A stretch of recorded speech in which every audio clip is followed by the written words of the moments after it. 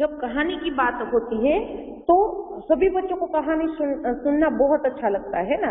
चाहे आप बहुत छोटे हो तभी से सुन रहे हो, या तो अभी आप दादा दादी से नाना नानी से सुनते हो, है ना। तो जब भी कोई कहानी सुनने का नाम आता है तो हमें सबसे पहले हमारे दादा दादी या तो नाना नानी याद आते हैं। मतलब उनको हम कहानियों का पितारा भी कह सकते हैं, ठीक है। बट कहानी सुनना और कहानी लिखना दो अलग अलग बातें हैं, है ना।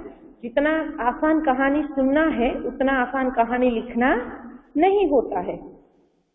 कहानी कितनी रोचक और मनोरंजक है यह कहानी सुनने और पढ़ने वाले के भावों से जाना जा सकता है, ठीक है। कहानी कितनी रोचक यानी कितनी इंटरेस्टिंग है, आपको कितना मजा आता है कहानी सुनने के लिए, है ना। आप कितना एंजॉय करते हो, तो ये कहानी सुनने और उसको पढ़ने वाले के ऊपर डिपेंड होता है। किसी किसी को मतलब फाइटिंग वाली स्टोरी अच्छी लगती है ना, जिसमें मारपीट आती है। किसी किसी को मतलब परियों की कहानी अच्छी लगती है, किसी किसी को सुपरमैन की कहानी अच्छी लगती है। तो सभी के हिसाब से कहानी अलग अलग होती है, और कहानी सुनने और पढ़ने वाले के मूड के ऊपर डिपेंड होता है कि वो कहानी कितनी अच्छी है या तो कितनी खराब है, ठीक है। चलो, कहानी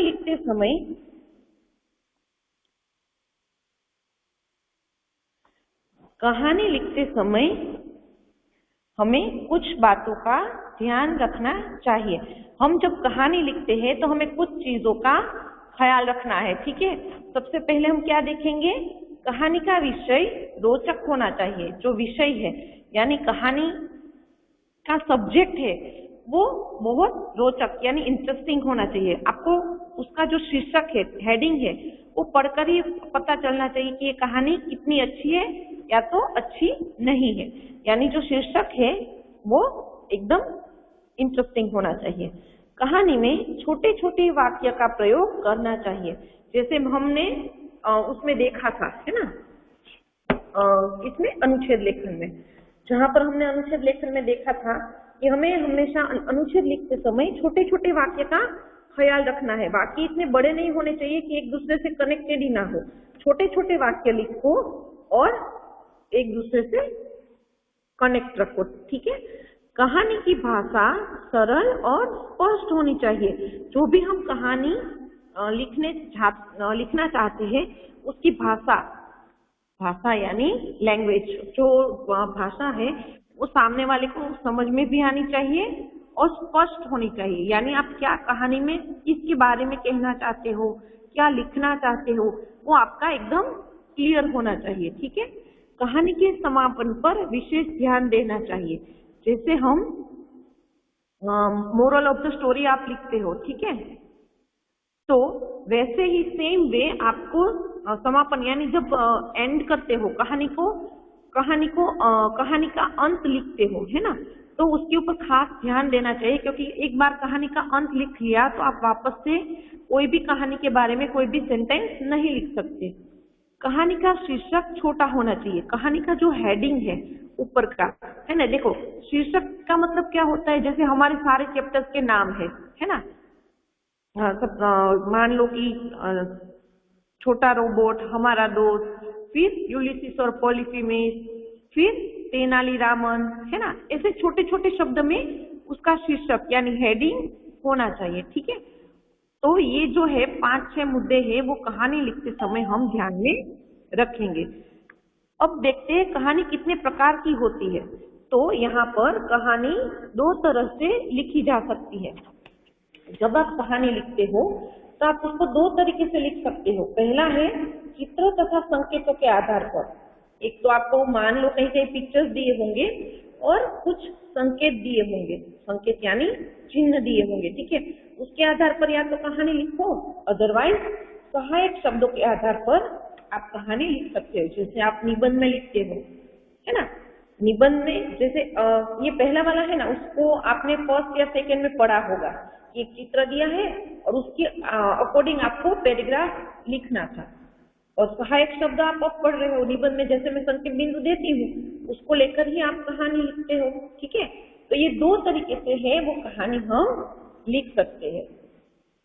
बच्चों, यहाँ आपको दोनों तरीकों से कहानी लिखना सिखाया जा रहा है।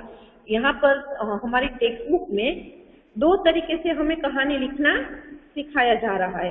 एक तो पहले देखेंगे हम चित्र के आधार पर और संकेतों के आधार पर, और दूसरा देखेंगे सहायक शब्दों के आधार पर। ठीक है, तो यहाँ पर नेक्स्ट पेज पर देखो, सबसे पहले ये दी है कहानी, वो है चित्रों के आधार पर। चित्र को देखिए, संकेतों को पढ़िए, समझिए और कहानी लिखिए। ये है आम का पेड़। ये जो है उसको बोलते हैं शीर्षक, यानी हेडिंग। जैसे हमारी चैप्टर्स के जैसे हमारे टेक्स्ट बुक में नाम है, सेम वे ये चित्र है। हमें यहाँ पर 3 चित्र दिए हैं और 3 संकेत दिए हैं। ठीक है, अब इन 6 चीज के आधार पर ये पूरी कहानी लिखी गई है। कहानी पैराग्राफ की तरह छोटी छोटी नहीं होती है, कहानी छोटे छोटे पैराग्राफ को मिलाकर बनती है। ठीक है, तो ये है कहानी जो आम का पेड़ है, वो कहानी यहाँ पर है। ये तो थी चित्र के आधार पर, है ना। अब हम देखेंगे सहायक शब्दों की मदद से। दूसरी तरीके से जो लिखी जाती है कहानी, उसे कहते हैं सहायक शब्द की मदद से। तो जैसे आपको निबंध में संकेत बिंदु देते थे, यहाँ पर भी सहायक शब्द दिए हैं और उसकी मदद से पूरी कहानी लिखी गई है। सिर्फ इतने शब्द से पूरी कहानी। यहाँ पर हमें सेंटेंस नहीं लिखने हैं, हमें वाक्य बनाने हैं जो एक दूसरे से कनेक्टेड हो और पैराग्राफ में हमें लिखने हैं। देखो यहाँ पर 5 पैराग्राफ में ये पूरी कहानी लिखी गई है। ठीक है, अब मैं जो आपको करवाने जा रही हूँ वो पेज नंबर 117 पर है। ठीक है, आओ करें, चित्रों तथा संकेतों को समझिए और कहानी लिखिए। यहाँ पर हमें 4 चित्र दिए हैं और उसके नीचे 4 संकेत दिए हैं। अब ये 8 चीज के ऊपर से हम पूरी कहानी लिखेंगे। डोंट वरी, यार इतनी जगह नहीं है, पीछे और भी जगह है। यहाँ पर आप पहले जितना हो सके यहाँ पर लिख लो और फिर यहाँ पर हैंड राइटिंग थोड़े से छोटे करना तो पूरी कहानी आ जाएगी। ठीक है, और आपको क्या करना है, मान लो कि किसके फिर भी हैंड राइटिंग बड़े हो रहे हैं, कहानी बड़ी है, नहीं समा पा रही है, तो आप लोग क्या करोगे, यहाँ पर आपकी नोटबुक का कोई भी एक्स्ट्रा पेज लोगे, यहाँ पर स्टेपल करोगे और उसमें लिख लोगे, ताकि जब मैं कहानी चेक करूँ तो यहाँ पर नहीं समा पा रहा है यहाँ तक। ठीक है, तो उस पेज में अगर लिखा हुआ होगा तो आप प्रॉपर अच्छे से लिख पाओगे। सेम वे यहाँ पर दूसरी एक कहानी है पेज नंबर 120 पर, वो है सहायक शब्दों की मदद से कहानी।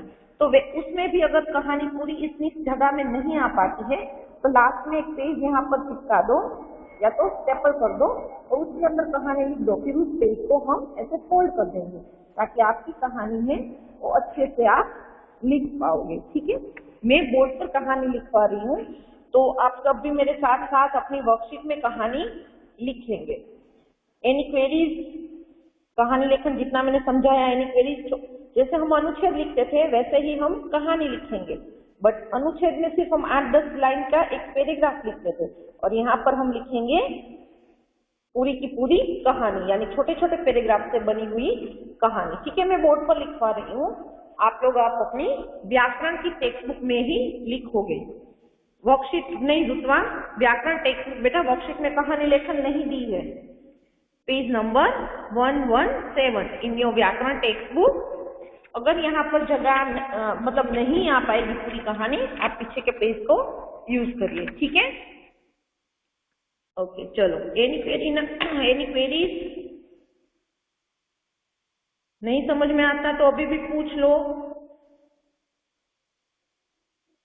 ओके, तो अब हम कहानी लिखते हैं। ठीक है, मैं बोर्ड पर लिखवा रही हूँ।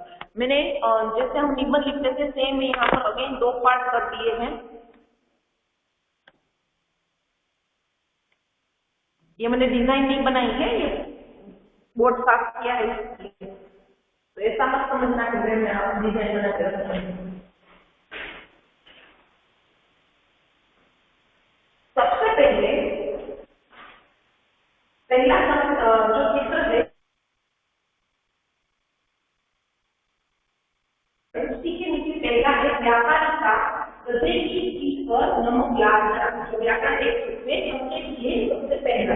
दूसरा संकेत है गधे का नदी पार करना, नमक पानी में घुलना, गधे की पीठ पर रुई का ट्रैक्टर ले जाना, और कौन रुई का पानी से भारी होना, गधे का पछताना। ठीक है, अब मैं ये कहानी लिख रही हूँ, आप फटाफट से लिखना है कि कहानी है थोड़ी सी बड़ी है तो ओवर स्पीड में लिखना। ठीक है, हम बेटा यहाँ से करेंगे, यहाँ से थोड़ी जगह रखेंगे और फिर लिखना शुरू करेंगे।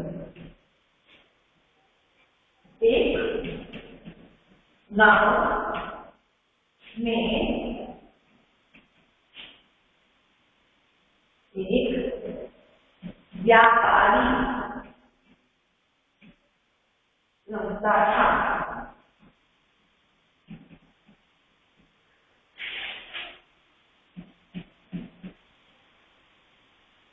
वह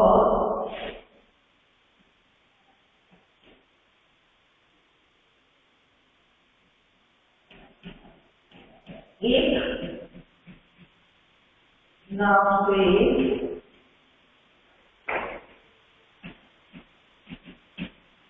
दूसरे गांव नमक बेचने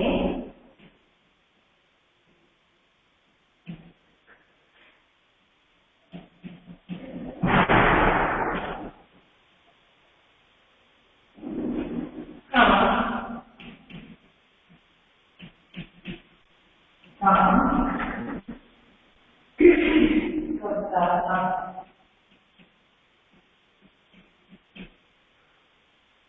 वह हर दिन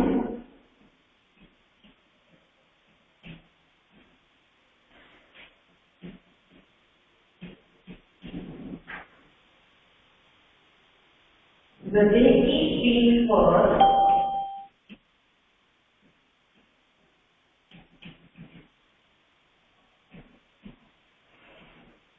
बिना मत करना, रीड एंड राइट। ओके, आपको एक शब्द को रीड करना है, उसके बाद ही लिखना है। नमक लाकर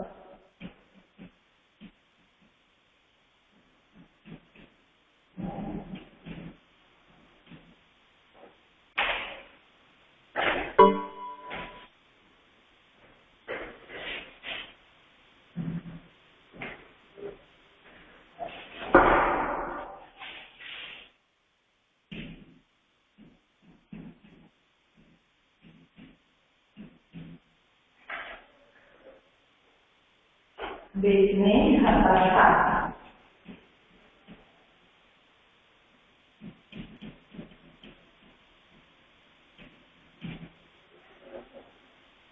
एक दिन की बात है,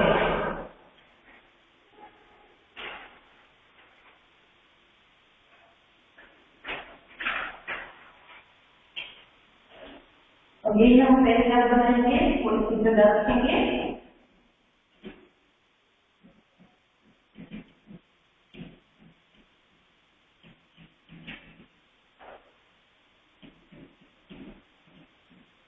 मैं थोड़ा सा हैंडराइटिंग छोटा छोटे हैंडराइटिंग कर रही हूँ, तो मेरी कहानी भी पूरी नहीं आ पाएगी।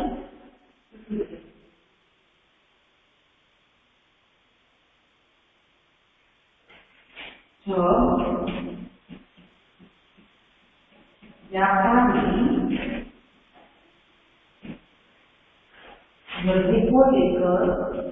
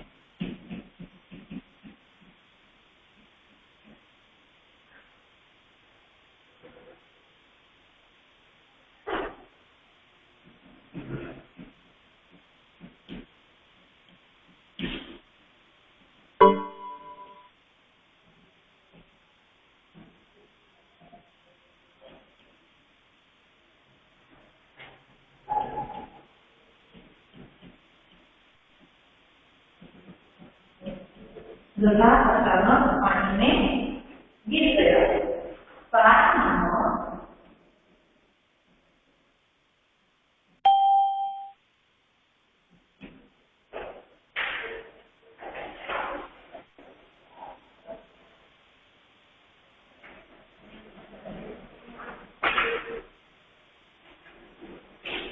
पानी में घुलकर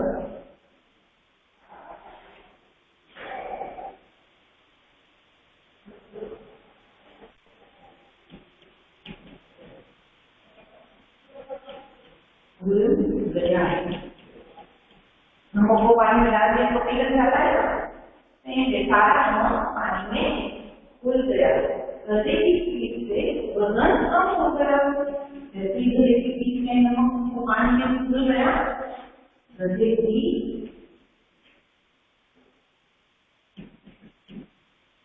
पीठ से वजन कम हो गया।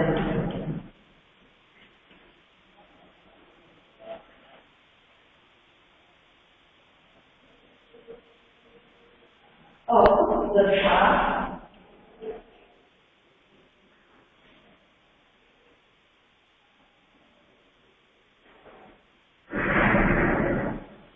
हर दिन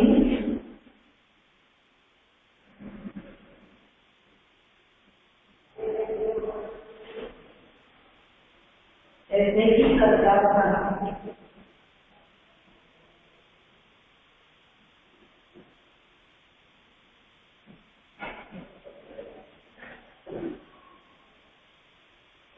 और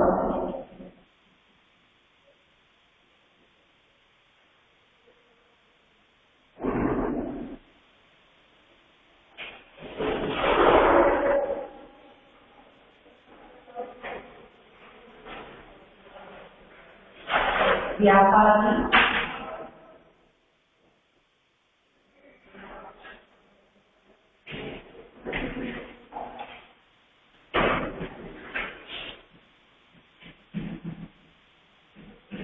खाली हाथ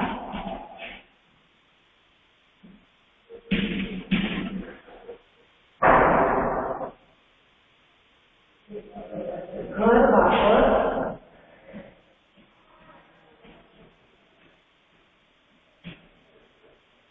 लौटा था।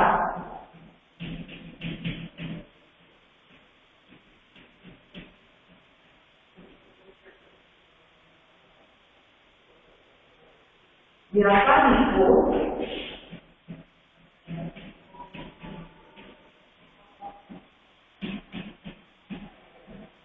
गधे की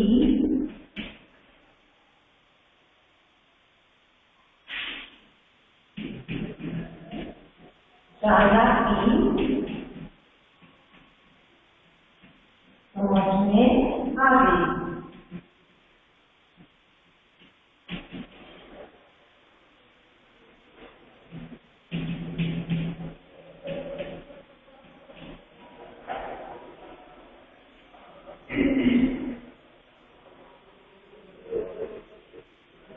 एक दिन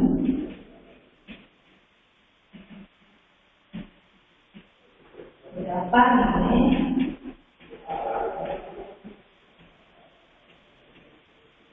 गधे की पीठ पर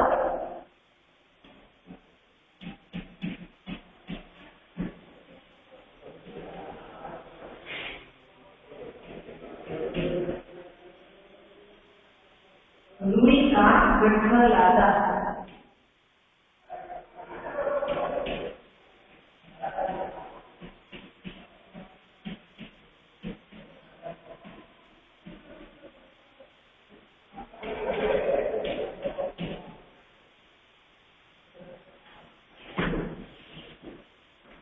सभी बच्चे लिख रहे हो?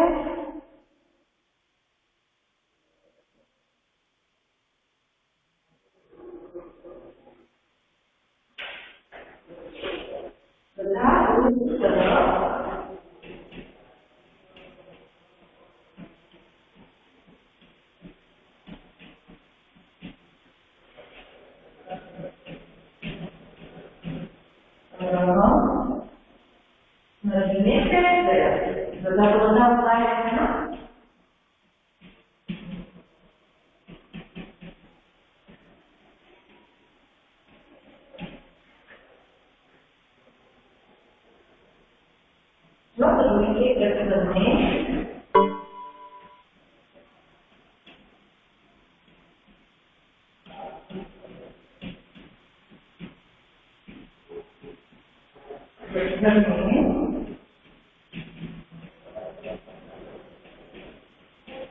पानी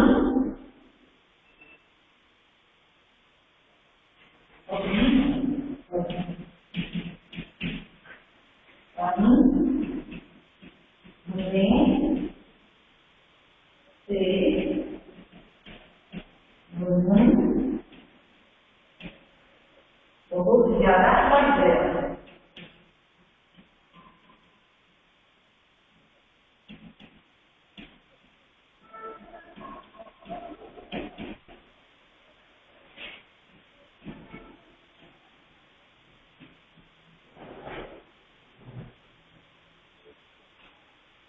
और तो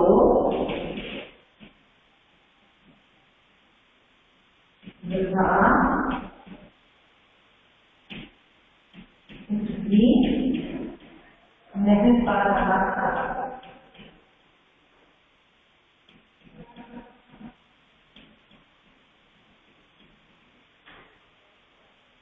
देखो अपनी गलती समझ में आ गई।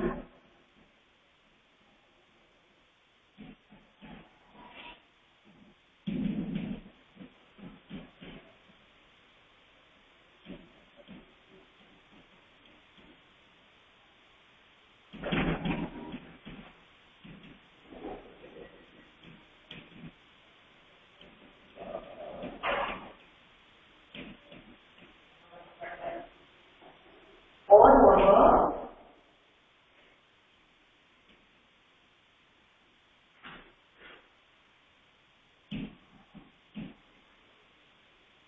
पछताने लगा।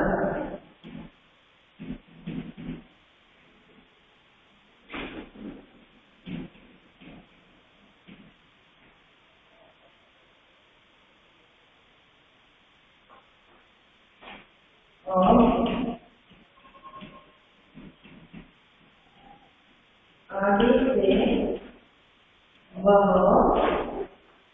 कभी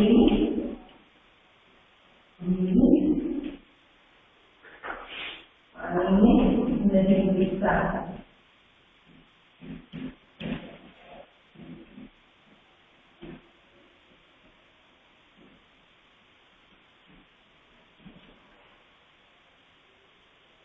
हमारा शीर्षक क्या होगा?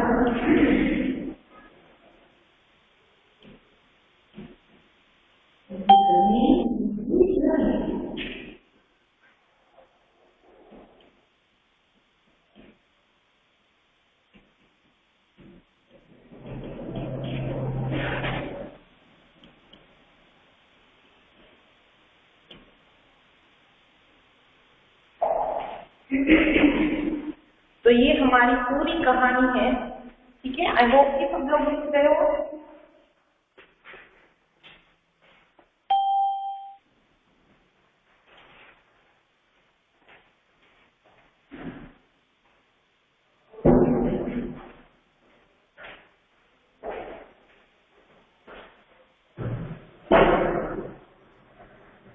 किसी को कोई क्वेरी है बेटा? बोर्ड पूरा आगे का ये हो जाएगा, फिर करना पड़ेगा आपको।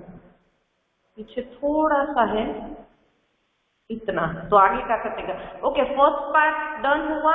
Answer in check box. First part finish और नॉट?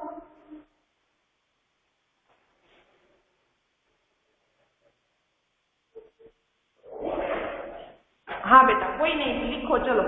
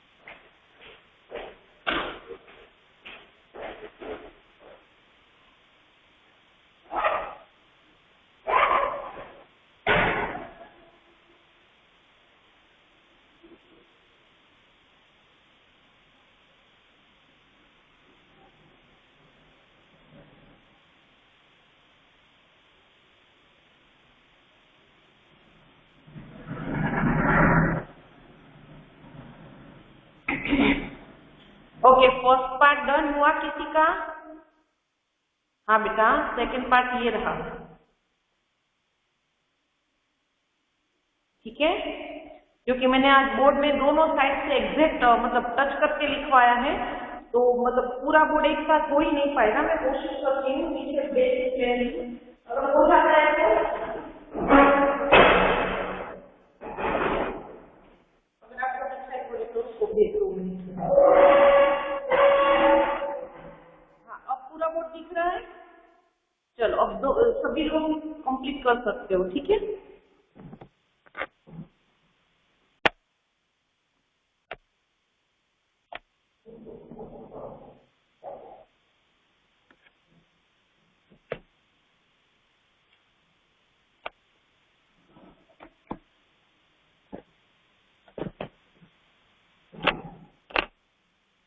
हाँ अब पूरा बोर्ड दिखाई दे रहा है, तो राइट डाउन।